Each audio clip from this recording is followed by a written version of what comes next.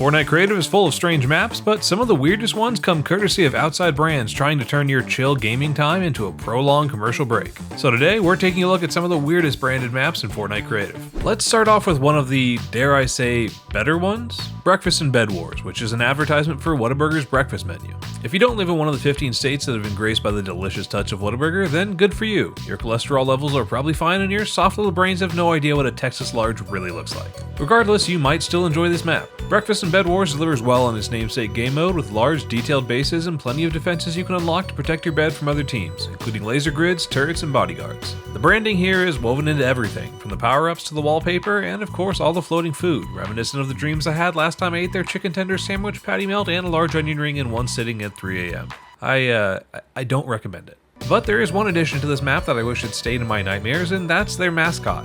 What a guy. Never in my years of making terrible dietary choices at Whataburger have I seen this abomination of a man, which they apparently have been using since 1999. He appears in the middle of the map with this dumb look on his face, then suddenly throws confetti in the air, spits out some resources, and disappears in a cloud of french fry scented smoke. He also leaves behind a little table marker that you can use to access a vault in your base full of higher powered items. But honestly, do you really trust stepping into this guy's soundproof vault? Because I don't. Anyway, did the map's advertising work on me? Yes, I would do nasty things to a Whataburger sandwich right now if I had one, but sadly I am no longer in one of those 15 states. Which is probably for the best after seeing this guy. If you know anything about the Liquid Death brand and their marketing, then the design of Liquid Death Murder Mountain should come at no surprise to you. If you're not, then I'm very sorry for what I'm about to show you. The basic concept here is that enemies can't be damaged until you quench their thirst by chucking a 6-pack of Liquid Death at their face. The stand-in for Liquid Death here is of course Chug Splashes, which can be found in a number of spots around the map. The concept is interesting, but it's certainly not what got this map on my list though. As you venture through the map, you'll eventually find Murder Man's Cabin, home to the brand's bizarre mascot. Inside you'll find some rather wholesome cartoons playing featuring Murder Man, which I'll blur here so as to not get demonetized. Then towards the back you'll find a large inconspicuous hole, which of course we have to dive into. But worry not, as you've now entered the gloriously dull offices of Liquid Death themselves. I'm not entirely sure what they're trying to imply here by making their offices look like their marketing department threw up on the set of Office Space, but I did find this creepy character staring into the corner and this side room that we're not going to talk about. So back up to the main map we go, and as you explore, there's a chance you might notice Murder Man creepily checking in on your escapades. But if you decide to follow him, you might just find a little secret. Now is probably a good time to tell you that I honestly knew very little about Liquid Death before playing this map, outside of knowing it as the drink of choice for douchey frat bros who didn't want to drink at parties but still wanted to look cool. Apparently they're very aware of how much hate their brand gets and have decided to double down on it, creating several pieces of media making fun of haters, including 4 studio albums full of songs supposedly based on actual customer reviews. I tell you all this because they decided to include one of these songs as an Easter egg in this hidden room.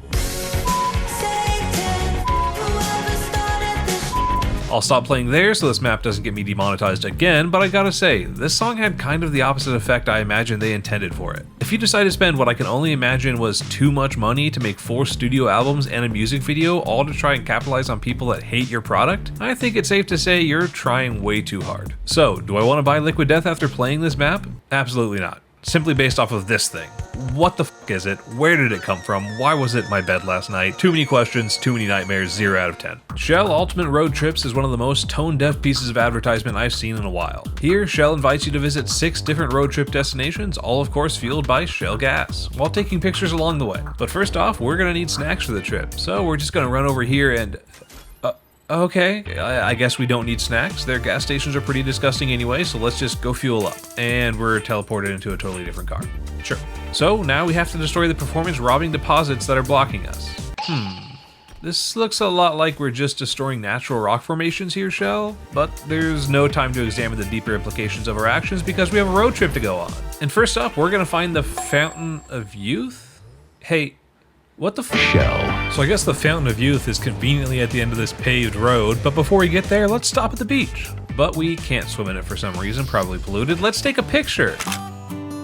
Continuing down the road, we find a pesky roadblock that we can't seem to clear, but apparently the solution is back on the beach? But maybe I missed some construction equipment or something. Build a sandcastle? Okay, feels like a weird side task from trying to clear the road, but rubble has cleared up. Passage is now open. So Shell, if I ignore the problem, it'll just go away? Nothing is more valuable than one's reputation. Continuing through this tunnel, we finally come upon the Fountain of Youth in all its swamp-like glory. But there's no time to enjoy it, we have other destinations to visit. But not before fueling up again, of course. Then off we go into our Okay, I didn't realize this was a platform 9 3/4 situation. I guess I just didn't believe enough in nitro plus fuel. One more time did the trick though, and now we're off to find the mystical castle. This is a very weird road trip, I gotta be honest. But after a beautiful drive through the rainforest that shell will soon turn into an oil field, we come across some wolves, who of course we have to take a picture with, because they're so cute and friendly. Then after escaping with most of our limbs intact, we finally reach the mystical castle, which is several miles in the distance. Anyway, let's fuel up again before hitting our next vacation destination, the Frozen Alps. After a quick tire change, we head up to our cabin to warm up and make some s'mores. Sorry, I must have blacked out and missed the part where we made the s'mores, but they were yummy, I guess. But we're done wasting time here. We have ice caps to melt. Road trips to finish. So down the road we go to find this futuristic city off in the distance. But oddly enough, that is not our destination, but instead just a backdrop for this abandoned city, which apparently has been flooded, frozen over, and forgotten. Do I need to spell it out for you here? Like, what the fuck? Final review, would I give Shale Gas my money? No, y'all can eat my whole ass. The public has a knack for being right. Pringles Pop to the Top is an only up map which should tell you just about everything you need to know. But luckily we're here to indulge in the comedy of corporate greed and not play actually fun Fortnite maps. Pop to the Top did do one thing pretty well though, in that they took the time to create an interesting starting area for players to explore before diving into the actual only up courses. Here you'll find an area with a handful of Pringles branded minigames that are fully original and not inspired by anything else. You'll also find a Pringles bouncy castle, Pringles vending machines, and a Pringles grocery store. Okay, maybe I lied before when I said this was interesting, I'm sorry about that. Let's move on to the only up courses. There's 4 in total, all loosely inspired by Pringles flavors, but none of the maps were as wild to me as the very first one, in which you are quickly greeted by who I can only assume is a statue of the god of Pringles, fiercely guarded by a dragon. Need I say more?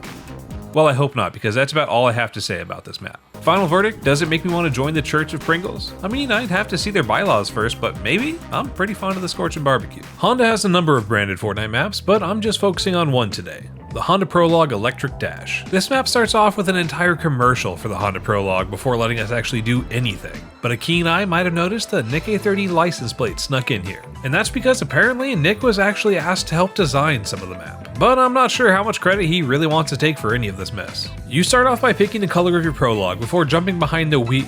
Oh, you don't get to drive the car at all. You just race along the car on grind rails. Yeah, that's just as fun. Sure. But after a short ride, we arrive at our first destination, a solar power station. Because apparently the Prologue's battery is already dead after that short drive, which is a really good sign. So it's our job to turn 3 solar panels to face the sun to charge it up. But what they don't say is if you step off the panels before the panels are finished doing their slow turning animation, your game will freeze, and the only way to correct it is to restart from the beginning and watch the whole opening commercial all over again. Spoilers, I ended up spending more time watching this commercial than I did actually playing anything. Once it's charged up, you get back on the grind rails and race all the way down to the next charging station because you've gone 1 mile, so of course the Prologue is fully out of power. So we get these windmills up and running and we're back on the rails, but be careful of the obstacles because falling off the wrong spot means you get stuck in this nauseating animation forever. So you know what that means? Back to the commercial.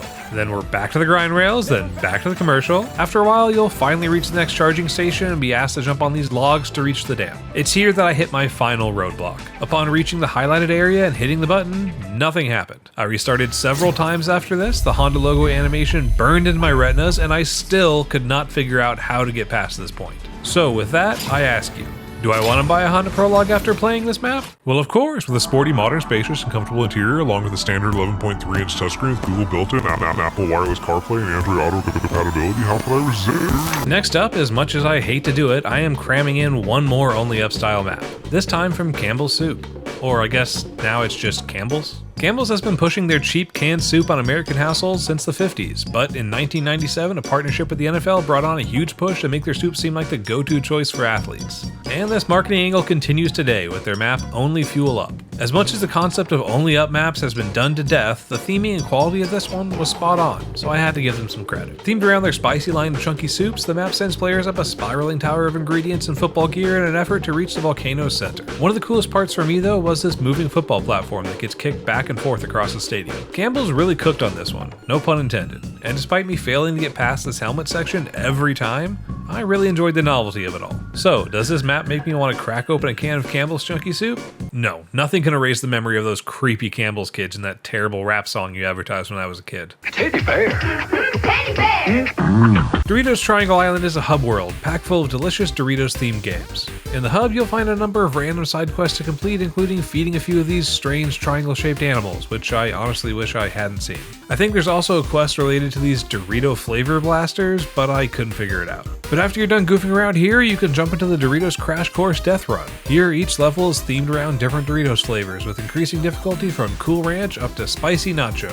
Which isn't spicy at all, by the way. Y'all should really change the name to like Nacho Cheese too. Anyway, once you get bored of these death runs after a few minutes, you can pop over to Doritos Spleef, a mode in which you try to break floors under other players until you're the last one left. Aside from the janky starting animation, this one isn't too bad for what it is. I've always been a fan of minigames like this since people started making them in Counter-Strike over 2 decades ago, and it honestly hasn't changed much. Next up, we've got Doritos Prop Hunt. There's definitely a lot of fun and unique props in this one, but it's certainly a cluttered map, so good luck finding players that swear by finding those cheeky hiding spots and never moving. The final map here is Doritos Bed Wars, which is weirdly space themed for some reason, and has little to do with Doritos aside from the glowing purple Dorito hologram you're tasked with protecting. The only thing worth noting about this map is the strangely programmed guard you can unlock for your base.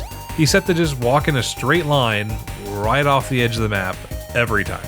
So, time for a review. Does this map make me want to eat Doritos? Maybe. Diving into one of the strangest maps on this list, let's talk about Upside Down Island from Dairy Queen, Mexico. Now, obviously a lot of the instructions in the map went over my head because I don't speak Spanish, but I find it hard to believe that any explanation would help make this map make any more sense. But I did at least translate the description of the map, which lets us know that this is the place where Dairy Queen innovates its ice creams, which just leaves me with more questions about the various inspirational substances that the DQ innovators might be on than anything else. I was able to piece together though that our goal here is to find all 3 of the stolen desserts hidden across the map. Who stole them? Why did they steal them? Who knows?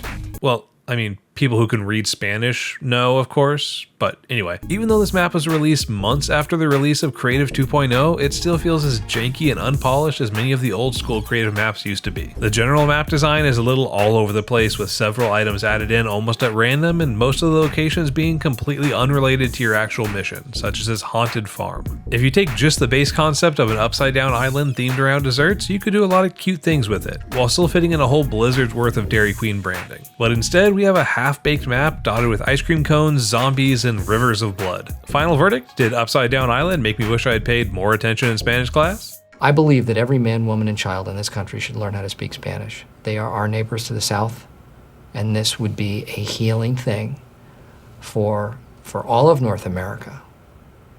And I am going on vacation next week to Cancun. Mio Island was actually the last map I played on my first night of recording footage for this video, and it almost made me cancel the whole thing. So I'm going to make this one very brief. As a flavor additive for water, it makes sense that most of the activities you can take part in on Mio Island revolve around water. What doesn't make sense is how terribly the water was designed. You want to swim in this pool here? Not gonna happen. Want to swim laps around this track? Go f yourself. Care to take a ride down this water slide? Hope you don't get motion sick. And if somehow, after all that, you come off thinking that this map may still be as polished as the scenery would bring you to believe, then maybe you too were lured in by the false sense of security that the Surfs Challenge offered you when it didn't immediately break the moment you started the game. But you, my friend, you poor, poor soul, have been lied to. And I would sooner squirt Mio in my eyes than play this map again. iHeartland rounds out my list as a sort of relic of Fortnite's past, and can maybe even act as a positive learning experience for future brands looking to find their place in the Fortnite ecosystem. This map originally came out 2 years ago in partnership with State Farm. Their goal was to give players unique music and podcast performances from well-known artists like Ed Sheeran, Charlie Puth, Fall Out Boy, and many others. Along with these performances, players could enjoy a number of mini-games that would be switched out over time to help keep things fresh. The concept was novel enough to receive a bit of online media coverage as well, thanks to big names and big wallets that were behind it. The map itself was designed by Fortnite Creative, who actually helped design several big name branded maps and even published a behind the scenes look at how they created it. But now, 2 years later, the events have dried up. The last concert I could find that was held here was Ed Sheeran back in October of 2023. Currently, there's just a strange Christmas-themed podcast promo for Elvis Duran and The Morning Show. This is a special holiday version of our morning show's 15-minute morning show, thanks to our partner State Farm. But who is this for? We've had several live concert events in Fortnite since this map came out, and they've all received pretty high praise from players. Getting a chance to see other forms of media or even brands that you enjoy come into a game you love in a way that feels genuine and well integrated can create a truly memorable experience. But when brands simply see a game as another billboard they can paste their marketing on and call it a day, then no one really benefits from it in the end. I don't want to see your branded Death Run or Only Up map. We have a million of those, and if you're going to bring your money and influence into a space like this, at least try to make a positive impact. But here's the sad truth. That Ed Sheeran concert I told you about before, well, it didn't do very well. Instead of trying to capture that live music experience that they had originally promised, they tried to give us a cheap copy of Fortnite's live events, with simplistic mini games and the same picture of Ed Sheeran posted everywhere. I'm sure iHeartRadio and the developers had their reasons for letting this concept dry up, and I can't really blame them for it. The game and the players have changed a lot since it originally came out. But if brands are going to keep dipping into the creative map scene, then all I can hope is that they take the time to partner with the right creative team to develop something that players actually care about. And that's going to do it for me, folks. I hope you enjoyed the video. I actually played and recorded over 20 different branded maps for this video originally, but for the sake of getting this out in a somewhat reasonable amount of time, I decided to cut it down to 10. But if you want to see another video like this in the future, let me know in the comments. Anyway, bye.